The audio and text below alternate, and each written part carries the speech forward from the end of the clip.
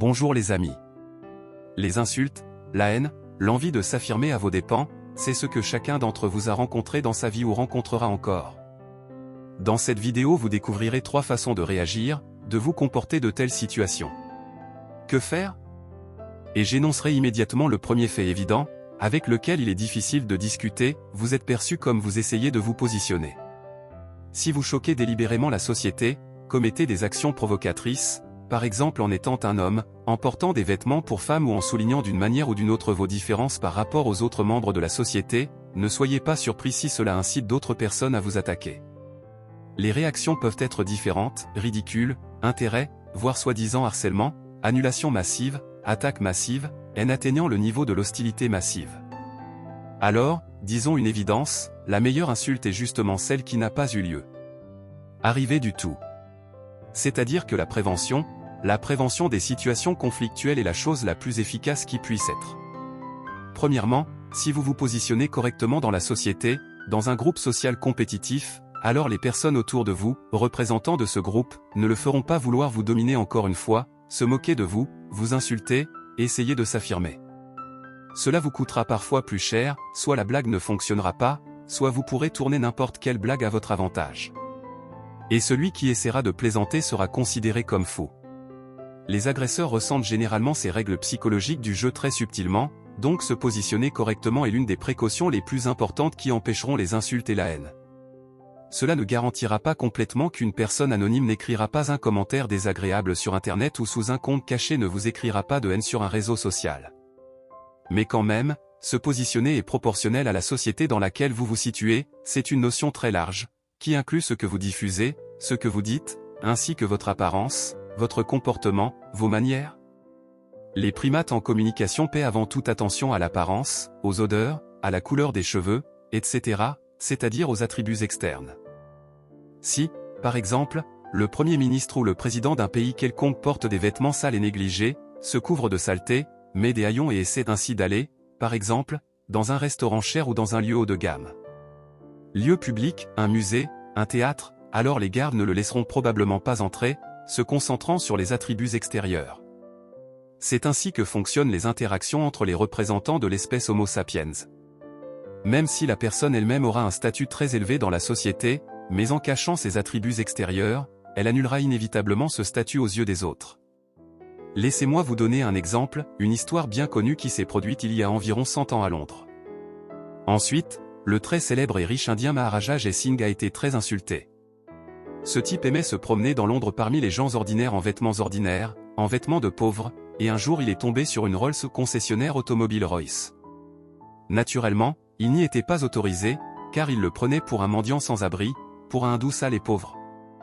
Bien sûr, il a été très offensé et le lendemain, il est revenu pour se venger. Vêtu de vêtements coûteux, comme un roi, accompagné de gardes, il est de nouveau venu chez ce concessionnaire automobile. Cette fois, les employés du salon ont accueilli le Maharaja avec tout le respect et l'honneur possible.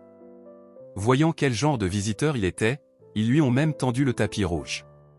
Cependant, cela n'a pas aidé l'entreprise Rolls-Royce, cet Indien a acheté ce jour-là 6 des voitures les plus chères et les a envoyées dans son pays natal pour éliminer les ordures et les excréments des puisards de son pays natal, dans sa municipalité d'origine. Imaginez les dégâts que cet acte a causés à l'image de la campagne. Alors que la nouvelle se répandait à Londres et dans le monde, la marque automobile la plus chère commençait à subir des pertes. Lorsqu'un riche britannique ou américain voulait s'acheter un statut et le modèle le plus moderne Rolls-Royce, puis tout le monde autour d'eux a ri et a demandé, est-ce le même modèle qui est utilisé en Inde pour nettoyer les toilettes et transporter les crottes? Les représentants de la campagne Rolls-Royce ont tenté à plusieurs reprises de excusez-vous auprès de l'Indien, auprès de Jai Singh. Ils lui ont donné plusieurs voitures, ils sont venus plus d'une fois avec des excuses. Après cela, le conflit a été réglé et les voitures ont été retirées des rues de l'Inde. Beaucoup de gens connaissent cette histoire et on la raconte souvent dans un contexte tellement socialiste. Dans le système de la mythologie socialiste, sur le fait que, soi-disant, tous les gens sont égaux, quel bon Indien, à quel point il a bien fait, d'avoir enseigné un leçon aux Britanniques arrogants, ces capitalistes de la campagne Rolls-Royce. Parce que, disent-ils, une personne doit être perçue pour son âme, pour ses qualités intérieures, et non pour son apparence. Par exemple, les gardes devraient avoir donné à un sale mendiant en haillons la possibilité d'entrer. Mais si nous rejetons tous ces mythes idéologiques et considérons la vérité de la vie, alors les gardes, bien sûr, ont fait la bonne chose. Un mendiant pourrait salir les échantillons de voitures dans une salle d'exposition automobile, effrayer les autres visiteurs avec son apparence et l'odeur correspondante d'un corps sale. Ce n'était essentiellement pas une insulte. Les hindous prenaient comme une insulte ce qui est naturel dans une société humaine où l'apparence soignée d'une personne est le premier marqueur social. Ce n'est pas pour rien qu'il existe un tel dicton, ils vous rencontrent par leurs vêtements, mais ils vous saluent par leur intelligence. Et ce riche indien n'était qu'un provocateur, il est délibérément entré en conflit, menant une telle campagne sociale expérimentée en s'habillant avec les vêtements d'un mendiant. Ce qu'il a fait a conduit au résultat correspondant. Et que voulait-il réellement? Chaque statut a son propre apparence. Les vêtements, l'apparence sont une sorte de outil inventé par l'homme pour que les gens ne se fassent pas prendre dans des situations aussi stupides. Donc, que cela vous plaise ou non, pratique ou non, mais si vous êtes employé de banque ou professeur d'école, médecin, vous ne pouvez pas venir travailler en haillons, en short, en tenue de sport. Il y a des normes de décence dans la société. Et s'offusquer que les gens soient des primates et utilisent ces marqueurs sociaux et stupides, c'est une vision à courte vue. Le monde n'est pas idéal, il n'est pas constitué de poneys roses, comme les socialistes croient. Cela contredit l'essence biologique de l'Homo sapiens et de nombreux animaux en général. À propos, de nombreux autres animaux possèdent également ce système de marqueurs de statut construit au cours de l'évolution. Par exemple, les poulets ont construit tout un système hiérarchique, lorsque les poulets plus âgés et de statut supérieur picorent les grains en premier, et que les plus jeunes leur sont inférieurs. Ou encore un coq, lorsqu'il voit des poules, est obligé de leur donner à manger, et ensuite seulement, de s'en régaler lui-même. Ce système biologique s'est construit au fil des siècles, des millénaires, des millions d'années d'évolution. Je vais vous le dire, une autre histoire très instructive de la vie qui est arrivée à une de mes connaissances, une amie. Je ne citerai pas son nom pour qu'il ne se reconnaisse pas dans cette histoire. Ce n'est pas grave. Donc mon ami a une vision très précise du monde en ce qui concerne les relations entre les hommes et les femmes. Il y a des gens qu'on appelle misogynes. Alors mon ami, étant avec de telles convictions, a toujours essayé de contrôler les filles qu'il a rencontrées. Lorsqu'il a convenu d'un rendez-vous avec une fille, il a délibérément mis des vêtements bon marché, n'a jamais utilisé de voiture. Et lorsqu'il parlait à des filles lors d'un rendez-vous, il disait toujours qu'il travaillait comme simple ouvrier dans une usine, qu'il vivait avec sa mère et a très peu d'argent. Naturellement, après un certain temps, la fille l'abandonne et leur relation ne fonctionne pas. En fait, cet ami se porte très bien financièrement, c'est un gars travailleur, a sa propre maison et il a une voiture. Mais ses croyances l'obligent à chaque fois à recevoir la confirmation de ses théories. Chaque fois qu'il se séparait d'une telle fille, il montait dans sa chère Mercedes et, passant devant la fille, lui faisait un signe de la main. Genre, toutes les femmes sont avides, elles sortent avec des hommes juste pour l'argent. Et après ça, il aime vraiment raconter ses histoires à tous ses amis. Comme, à quel point les femmes sont égoïstes, à quel point elles sont toutes mauvaises. C'est-à-dire que mon ami cherche constamment de manière obsessionnelle la confirmation de ses propres théories. Et il les obtient, ces confirmations, bien sûr, trouve. Si cherchez des conneries chez les gens, alors vous ne trouverez que ces mêmes conneries chez eux. Vous savez, il y a un dicton si sage, les optimistes ont des rêves devenus réalité, mais les pessimistes ont des cauchemars devenus réalité. Pour à peu près la même chose, c'est pour cette raison que le riche Maharaja Jai Singh s'est positionné ainsi. Pourquoi a-t-il organisé ces provocations? Il cherchait une confirmation de ses idées mythologiques et illusoires. De nombreux socialistes font à peu près la même erreur. Ils ne prennent pas en compte la biologie et la nature humaine. Ils ne prennent pas en compte qu'en pratique seul le système capitaliste peut fonctionner efficacement.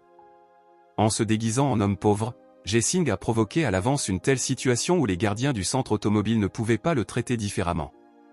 Alors, apparence, se positionner, parmi les gens, c'est le facteur le plus important du statut social. Par exemple, un médecin ne doit pas porter de vêtements trop bon marché, de montres économiques, il n'est pas recommandé de visiter des magasins et des hypermarchés trop bon marché, car cela peut réduire son statut aux yeux de d'autres. Et les gens juste arrêtent d'aller chez ce médecin. Le positionnement est donc la première chose à laquelle chacun doit prêter attention. Si vous vous positionnez, par exemple, en tant que banquier, c'est une toute autre histoire, si vous vous positionnez en tant qu'athlète, c'est une toute autre histoire. Si vous avez déjà eu un premier rendez-vous avec une fille, vous ne devriez pas lui jeter toutes les informations négatives vous concernant, lui dire que vous n'avez pas réussi, que vous n'avez pas d'argent du tout, que vous vivez avec votre mère. Ceci, bien sûr, effraiera immédiatement une fille normale. Parce qu'elle est conçue évolutivement de telle manière qu'elle veut voir le père de ses enfants comme un homme actif et prospère qui peut protéger la future progéniture, les nourrir, résoudre problèmes, et ne pas les créer. Et il n'y a rien d'inhabituel là-dedans. C'est stupide de s'indigner des choses évidentes de la vie, c'est stupide de résister à la biologie. Il est donc très important de faire la distinction entre les insultes, le sentiment d'insulte et les critiques. La critique vise ce qui peut encore être corrigé d'une manière ou d'une autre. Et l'insulte met toujours une chose au premier plan, retirer son statut et faire souffrir celui qui est insulté. Si on dit à quelqu'un « tu es très gros » ou « tu danses mal », il s'agit plutôt de critique et non d'insulte. Car en théorie, il est possible de perdre du poids et d'apprendre à bien danser, si on le veut vraiment. Mais si quelqu'un est traité de monstre, de tordu, alors cela ressemble plus à une insulte.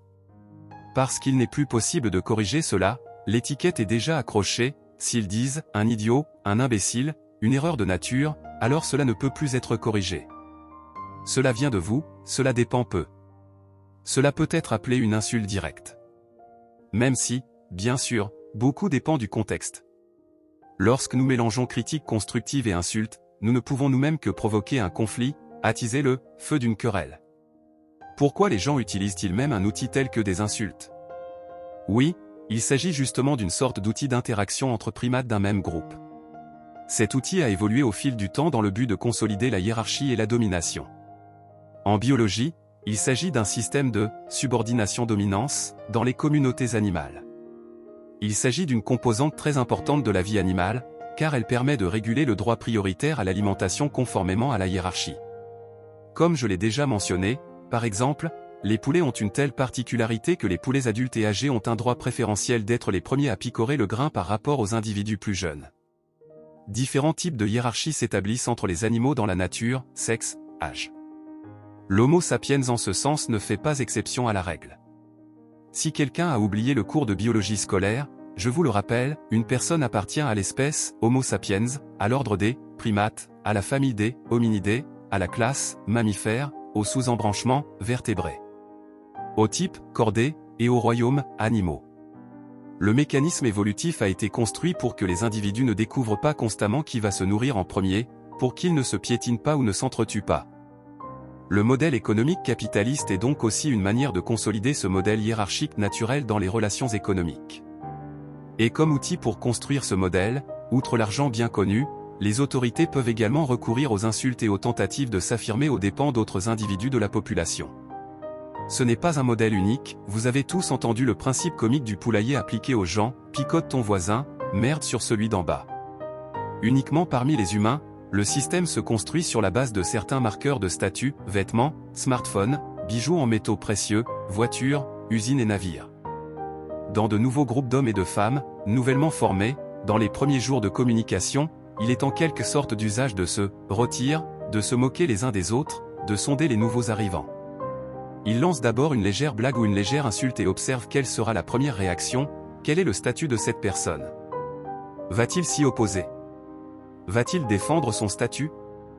Les gens, comme la majorité des primates, vérifient le rang de chacun, précisent qui est de haut rang et qui est de bas rang. Un homme de haut rang ou une femme plus expérimentée se place généralement un peu plus haut que les autres, dès les premières semaines de communication dans une équipe, car il réussit à repousser toutes ces insultes. C'est une période d'adaptation, comme avec tous les animaux. Dans une nouvelle équipe, une nouvelle hiérarchie doit toujours être construite. À propos, dans différents pays, dans différentes cultures et même dans différentes tranches d'âge, les critères de ce qui est autorisé lors de ce broyage sont complètement différents. Ce qui est permis dans un groupe d'adolescents ne l'est pas dans une communauté plus âgée. Ce qui est permis, par exemple, dans la culture européenne, ne l'est pas dans la culture asiatique. Ce qui dans un pays est une plaisanterie inoffensive est perçu comme normal, dans un autre pays la même plaisanterie entraînera une offense mortelle, au sens littéral du terme. Ils peuvent même vous tuer pour une plaisanterie imprudente. Vous devez soyez très prudent lorsque vous voyagez dans des pays avec une culture différente, car vous ne comprenez pas toujours comment il est d'usage d'établir une hiérarchie entre les gens là-bas. Les insultes sont une sorte de moyen d'élever votre statut aux dépens d'une autre personne, c'est-à-dire d'acquérir ou de lui retirer sa ressource invisible. Non pas pour créer quelque chose de nouveau, non pour produire un produit ou un service utile, mais pour prendre une ressource déjà existante d'une autre. En règle générale, l'impolitesse et les insultes sont plus courantes dans les pays arriérés, économiquement sous-développés et dans les sociétés archaïques. Précisément parce qu'il est difficile d'y créer de la valeur ajoutée. Créer quelque chose de nouveau et d'utile est plus difficile. Dans de tels systèmes, il ne reste qu'une seule solution, sélectionner et diviser. Et c'est d'ailleurs pourquoi, les idées de gauche sont très populaires dans de tels systèmes. Des idées sur la façon de retirer quelque chose à quelqu'un et de le partager équitablement. Une justice uniforme pour tous ne peut pas être obtenue à un moment donné, j'en ai parlé en détail dans l'une de mes vidéos sur cette chaîne. Ainsi, lorsque vous essayez par exemple d'insulter ou d'humilier quelqu'un, vous essayez ainsi inconsciemment de lui retirer son statut social et de l'ajouter à vous-même. Il existe donc 3 manières principales de répondre aux insultes. Le premier est d'être offensé, le deuxième est de se figer, le troisième est d'hyperboliser, de contre-attaquer ou de transformer l'insulte en plaisanterie. La pire façon est la première, être offensé et excité. Dans notre culture, l'agression ouverte directe et la réponse active ne sont pas acceptées. Autrement dit, frapper une personne en retour, par exemple avec un poing au visage, est une erreur. Cela sera suivi de sanctions pénales sévères. Mais parfois, chez les gens, ces facteurs de retenue s'affaiblissent, les rideaux, comme on dit, tombent et la première réaction biologique est d'attaquer ou de s'enfuir. Mais quand quelqu'un vous insulte, c'est qu'il prétend vous retirer votre statut. Et en plus de votre statut, vous retirez le droit à l'alimentation, et la possibilité de se reproduire, l'accès aux femelles par exemple. Autrement dit, il s'agit d'une menace réelle. Le corps perçoit cela comme une menace réelle pour lui-même, des hormones de stress sont produites, des changements se produisent dans le corps au niveau des organes, des tissus et biochimiques. Et certaines personnes, en réponse aux insultes, font des choses absolument mauvaises, pour lesquelles non seulement elles auront honte plus tard, mais elles peuvent aussi finir en prison. Pour avoir blessé, battu d'autres personnes. Très souvent, cela ne fera que vous conduire à la perte de votre statut, c'est-à-dire que vous ne pourrez pas le défendre de cette manière et il n'y a que quelques situations où cette méthode de réponse peut, en théorie, être efficace. Cela n'est possible que lors de certaines opérations militaires, mais en temps de paix, dans 99% des situations de conflit, dans la vie ordinaire, cette méthode ne fera que vous nuire. Vous regretterez vous-même plus tard d'avoir réagi de cette manière, avec l'aide de agression. Insulte. La deuxième méthode est ce qu'on appelle l'engourdissement, l'absence de toute réaction, ne réagissant en aucune façon à une insulte, comme si elle n'existait pas. Ignorance totale. La réaction de gel est l'un des mécanismes développés au cours de l'évolution, réaction biologique à un stimulus extrêmement puissant. Ce comportement a été décrit en sciences biologiques chez de nombreuses espèces animales. Et cela peut souvent porter ses fruits. Il vous insulte, mais vous regardez simplement sans rien dire et restez silencieux. Vous ne riez pas, n'essayez pas de répondre à quoi que ce soit, mais regardez simplement un moment avec indifférence et distance. Dans la plupart des situations, c'est peut-être l'un des comportements les plus efficaces. Il serait bien sûr plus correct de s'engager entièrement dans la prévention des conflits, en construisant votre positionnement en conséquence, c'est ce dont nous parlions. Mais si cette situation de conflit survient, alors la chose la plus correcte est précisément la réaction de gel. Indifféremment, reste silencieux. Si vous, explosez, réagissez violemment aux insultes, essayez de répondre, cela semble souvent encore plus ridicule et ridicule. Avec un degré de probabilité élevé, vous en ressortirez perdant, encore plus ridiculisé et humilié. La troisième voie est d'accepter l'insulte, de l'exagérer ou de la retourner, de l'éteindre, en éliminant l'agressivité dans l'œuf. En faisant cela, vous semblez montrer, mon statut est si élevé que je peux plaisanter sur moi-même. Vous montrez que cela ne vous offense en rien. Renversez la situation et traduisez-la à votre avantage. Cela fonctionnera particulièrement bien pour une insulte légère, pour une insulte modérée, une légère impolitesse. Par exemple, ils vous disent « tu es fou ». Et en réponse tu dis « oui, je suis comme ça, je suis fou, à 100%, il vaut mieux ne pas plaisanter avec moi ». Ou une autre option est de tout transformer en jeu de mots. Ou de contre-attaquer. En étant d'accord avec l'agresseur, vous semblez le désarmer, il ne veut plus développer ce sujet. Il comptait sur votre résistance, sur votre réaction, sur vos émotions, et vous avez éteint tous les germes du conflit dans le bourgeon. En conséquence, l'agresseur lui-même risque de perdre son statut, et vous conserverez le vôtre, voire le renforcerez. Une contre-attaque bien ciblée, notamment avec humour, peut contribuer à décourager l'attaquant et à le faire se sentir vulnérable. Lorsque vous vous sentez en confiance intérieurement, il est plus difficile de vous offenser. La capacité même de rire de vous-même peut être perçue par votre entourage comme votre confiance en vous. Cela peut même vous ajouter des points aux yeux des témoins du conflit. Mais c'est une méthode très dangereuse. Si vous n'avez pas d'humour pétillant et ne vous sentez pas maître à 100% de l'art oratoire, alors mieux vaut choisir l'ignorance et le gel, c'est-à-dire la deuxième façon de réagir. Et la troisième méthode, je le répète, fonctionnera en cas d'impolitesse ou d'insulte légère, mais il ne convient pas dans toutes les situations d'en rire et de contre-attaquer. Lorsqu'on a affaire à un humoriste professionnel ou à une personne formée à la rhétorique qui a la position avantageuse d'être un farceur, il est beaucoup plus difficile de répondre à de telles attaques. Vous vous souvenez tous de la célèbre histoire où Will Smith n'a pas pu se retenir aux Oscars et a frappé Chris Rock au visage. Le showman, dans ses blagues, a touché la femme de Will Smith et il a décidé de réagir selon le premier type de réaction, c'est-à-dire attaquer de manière agressive, frapper le showman sur la joue. Habituellement, personne ne s'en sort comme ça. À moins, bien sûr, qu'il ne s'agisse d'une mise en scène. Une personne dans de telles situations se sent désespérée, sa position et ses instincts animaux éclatent. Il est très difficile d'offenser un comédien avec quoi que ce soit en retour. Il transformera tout ce que vous dit en plaisantant et ça marchera seulement pour accroître son autorité et son statut. C'est pourquoi Will Smith a mal choisi, mais pour lui, dans cette situation, la décision salvatrice était de frapper son adversaire au visage. Mais essayer de réagir selon le premier type fait souvent plus de mal que de bien. Essayer de contre-attaquer ou d'en rire, ou d'exagérer, selon le troisième type de réaction, cela peut ne pas fonctionner dans toutes les situations. J'ai donc listé 3 réactions possibles face aux insultes et à la haine. N'oubliez pas que s'il s'agit d'une insulte quelque part sur Internet ou de la part de personnes qui ne jouent aucun rôle dans votre vie, de personnes qui vous sont étrangères, il est préférable de l'ignorer complètement et de l'éviter. Il en va de même pour toute confrontation à laquelle vous ne participez pas, mais tentez d'intervenir de l'extérieur.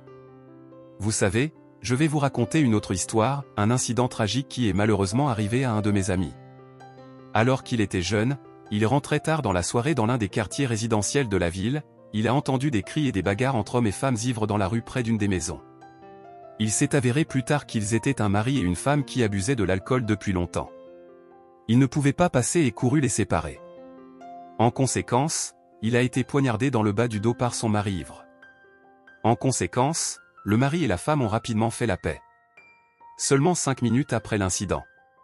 Et 7 de mes amis a miraculeusement réussi à ne pas mourir d'une hémorragie et a été transporté à l'hôpital en ambulance avec une blessure au rein par un coup de couteau. En conséquence, le jeune homme a dû se faire retirer son rein endommagé. Malheureusement, quelques années plus tard, il a contracté une infection virale et son deuxième rein est tombé en panne. En conséquence, toute la vie de l'homme a été ruinée, s'est dégradée. Quelques années plus tard, lorsque son deuxième rein est tombé en panne, il est tombé malade d'autre chose et, malheureusement, est décédé assez jeune, à l'âge de 35 ans. C'est l'histoire tragique que cela ne serait peut-être pas arrivé s'il avait été plus perspicace et s'il était passé sans intervenir dans ces combats entre gens ivres. Il suffit d'appeler la police. Très souvent, lorsque nous voyons un conflit qui, à première vue, nécessite notre intervention directe, un mari bat sa femme. Il nous semble que c'est une injustice, allez-y, Superman se précipite à la rescousse. Depuis l'enfance, on nous a appris à aider tout le monde et toujours, quelles que soient les circonstances. Mais dès qu'on y regarde de plus près, on voit qu'il s'avère que c'est la femme qui agitait son sac et essayait de frapper son mari au visage. Ce qui signifie qu'elle n'était probablement pas en danger. Il vaut mieux, comme il se doit, appeler la police et ne pas s'immiscer dans de telles confrontations nocturnes. Vous serez en meilleure santé. Les conflits et les insultes doivent être évités dans l'œuf, et non provoqués, évités, plutôt que d'essayer héroïquement de sauver votre réputation, votre statut et, en fin de compte, votre vie. J'espère que c'était instructif et utile. Abonnez-vous à cette chaîne, il y aura beaucoup plus de pensées sages et d'histoires utiles et instructives. Merci de votre attention et à bientôt.